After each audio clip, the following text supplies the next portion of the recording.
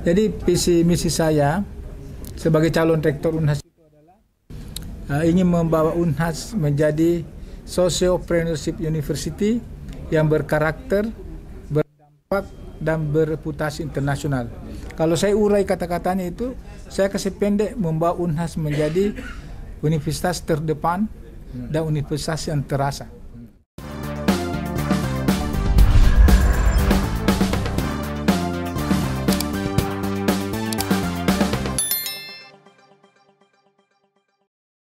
Jumpa kembali dengan Harian Fajar. Hari ini kita kedatangan seorang tamu istimewa, seorang calon rektor di sebuah kampus yang sekarang memiliki mahasiswa sekitar 40.000, ya, kampus besar dengan jumlah profesor tercatat sampai sekarang adalah 468 guru besar, dan hari Senin nanti kita menyaksikan pemilihan rektor tersebut, dan yang kita hadirkan kali ini adalah orang mengatakan bahwa ini adalah petahana karena pada pemilihan rektor sebelumnya beliau mendapat suara terbanyak di tingkat senat, ya. Apa kabar Pak Prof? Ya, selamat datang di. Makasih banyak Pak. Terima kasih sudah diterima di Fajar. Ya, Pak Prof, di Unhas ini sebuah kampus besar, ya. PTN sekarang sudah jadi PTNBH, ya. PTNBH.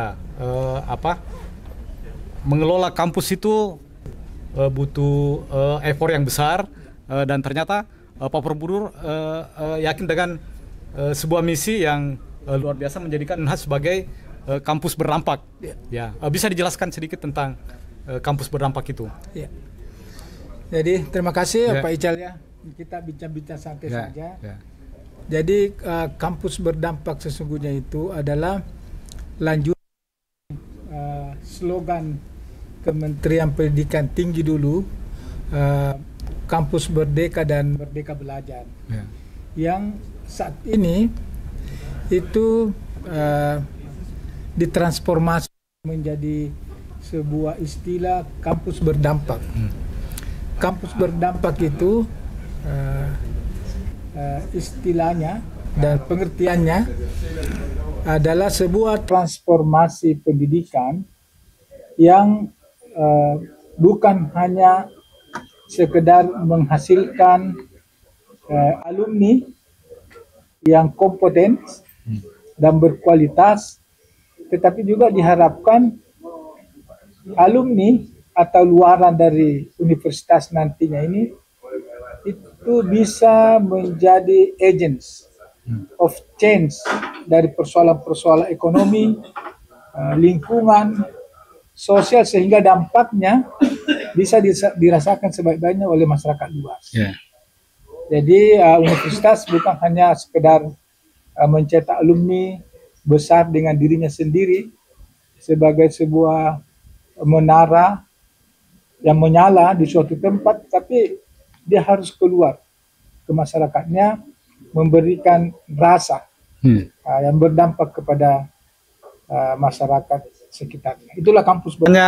Kampus Sociopreneur. Ya, saya sendiri setelah mendeklarasi diri sebagai salah satu bakal calon rektor Unhas, saya melihatnya itu bahwa kalau begitu Unhas dengan level perguruan tinggi negeri badan hukum yang otonom dan mandiri sangat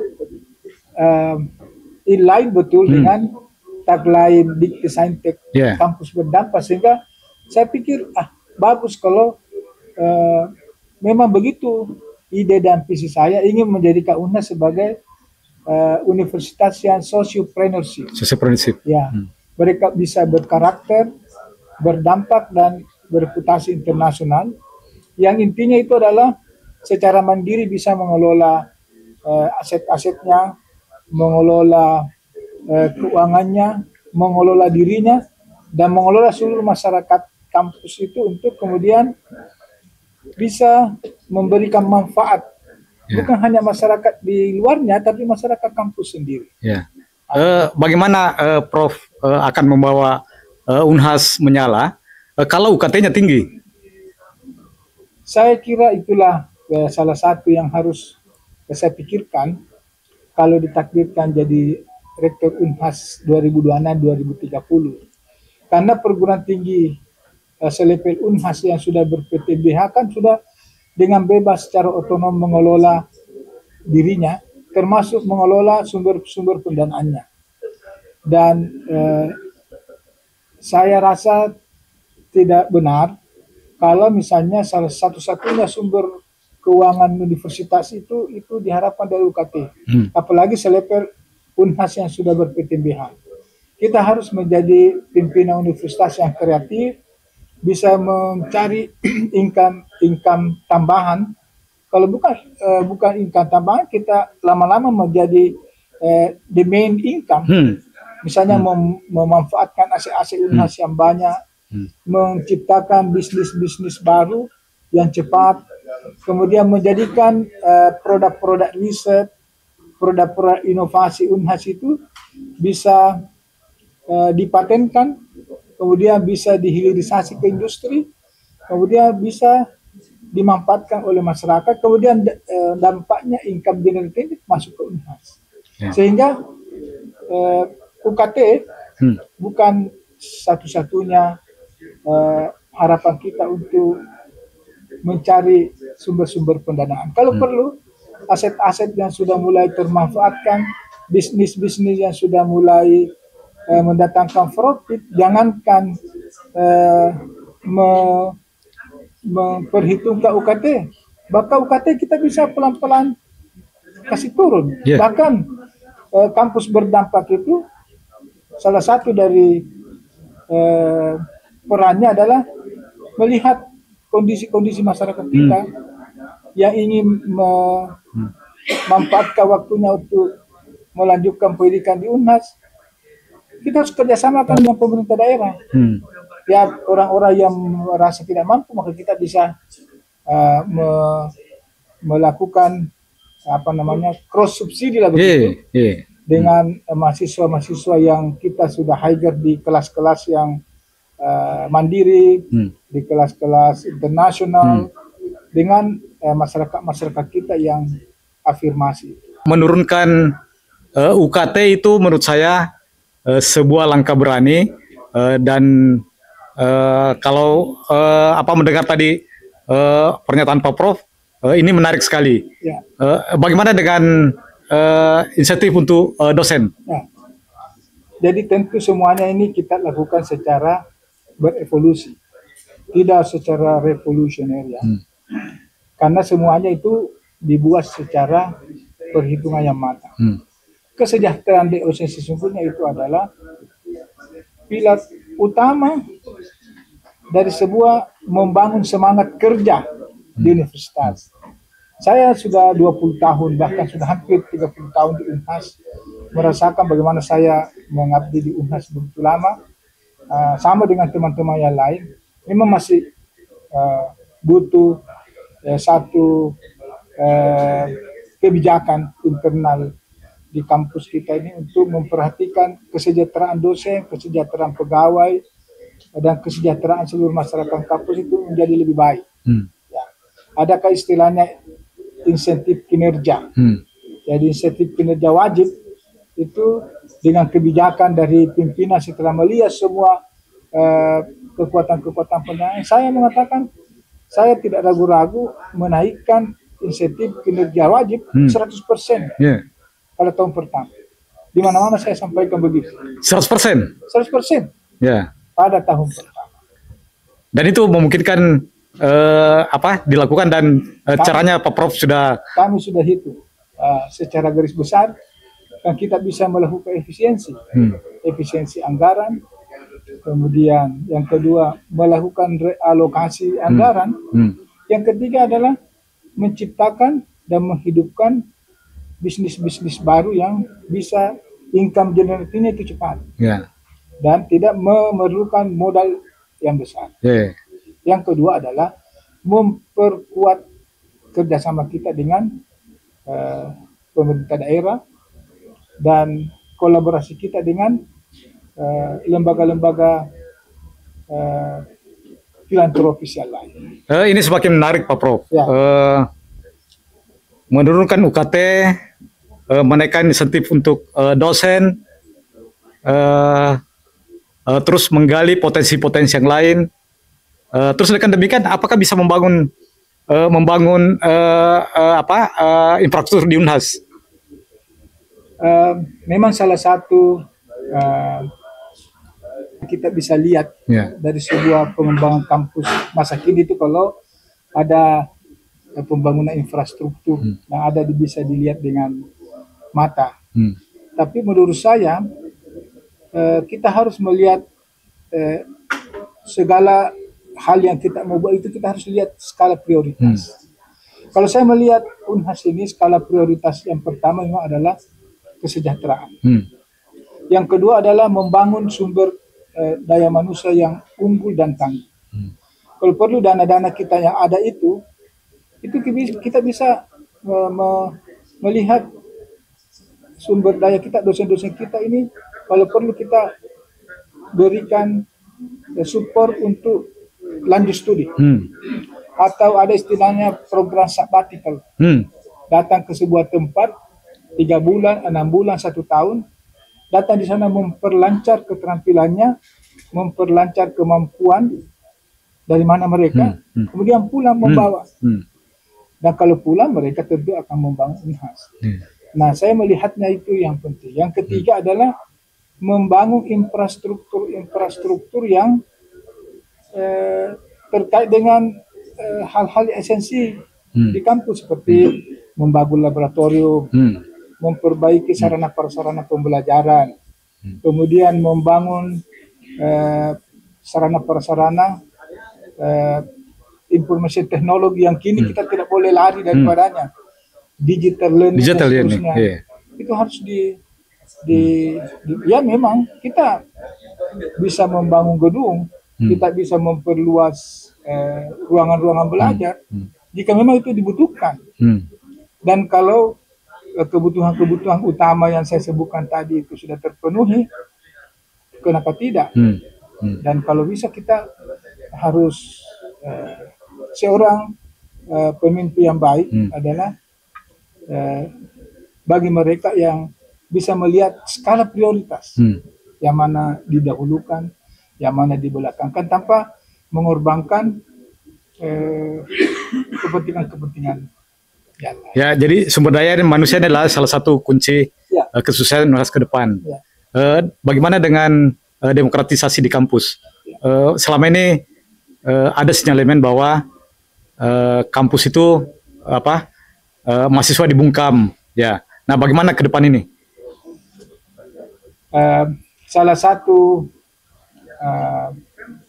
kekuatan yang diharapkan dan citra sebuah perguruan tinggi itu dilihat dari seberapa besar dan seberapa berkembangnya demokrasi di kampus. Demokrasi di kampus itu baik itu yang terkait dengan demokrasi yang diperankan oleh pimpinannya, demokrasi yang diperankan para dosen, maupun tumbuhnya nuansa-nuansa demokrasi di kalangan mahasiswa. Saya melihat satu sisi mahasiswa.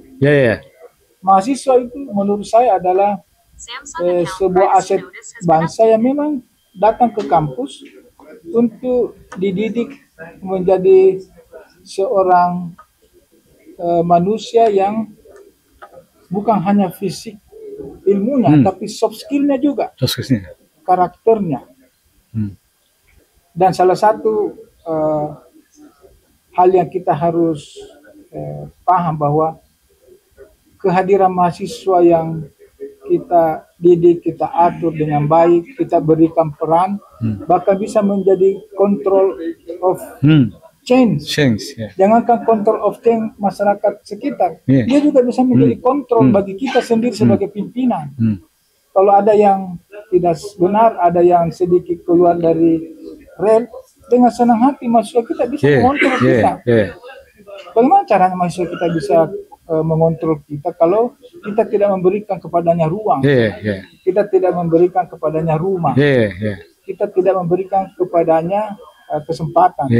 Nah, untuk memberikan ruang, kesempatan kepada mereka, kita harus menyiapkan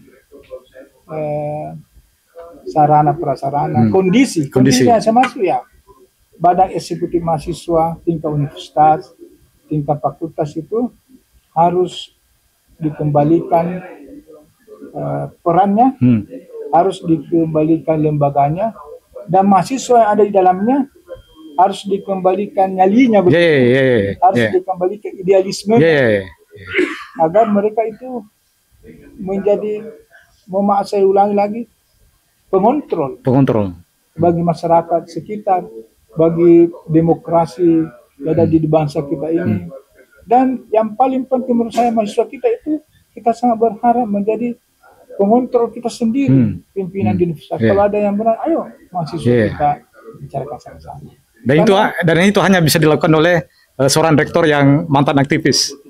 Ya, bukan cuma mantan aktivis, tapi mengetahui bagaimana nuansa dan suasana menjadi aktivis di setiap zaman. Karena setiap zaman, setiap suasana berbeda. Dan kita harus pintar melihat zamannya. Sekarang ini Gen Z, ya, generasi Z, beda dengan di waktu kami dulu. Oleh karena itu, seorang pimpinan di universitas ini tidak bisa juga ketinggalan informasi, ketinggalan informasi-informasi yang terkait dengan nuansa-nuansa yang menyangkut tentang masalah-masalah kepemudaan. Saya mau mengatakan begini, kampus itu adalah miniatur dari sebuah laboratorium masyarakat sosial. Jadi kita seperti memasukkan mahasiswa ini dalam satu laboratorium, kita permak, kita cuci, kita setting, kemudian mereka silakan, kalau ada yang ini silakan, kemudian mereka selesai menjadi insan-insan pemuda yang siap untuk menjadi pengganti generasi kita ini. Ada istilahnya generasi Indonesia Emas 2045. Bagaimana caranya kita mempersiapkan generasi emas 2045 kalau kita tidak siapkan mulai dari sekarang? Dan UNHAS siap untuk menjadi kampus untuk bukan hanya tingkat nasional tapi tingkat global. UNHAS harus bukan hanya menjadi universitas besar di Indonesia, tapi sudah harus menjadi universitas yang diperhitungkan di tingkat dunia. Karena kita punya karakter, dan kita punya pola dan style sendiri. Universitas di bagian timur, universitas di Asia, dan universitas yang hidup di negara yang kepulauan, dengan karakter budaya sosial yang berbeda dengan negara.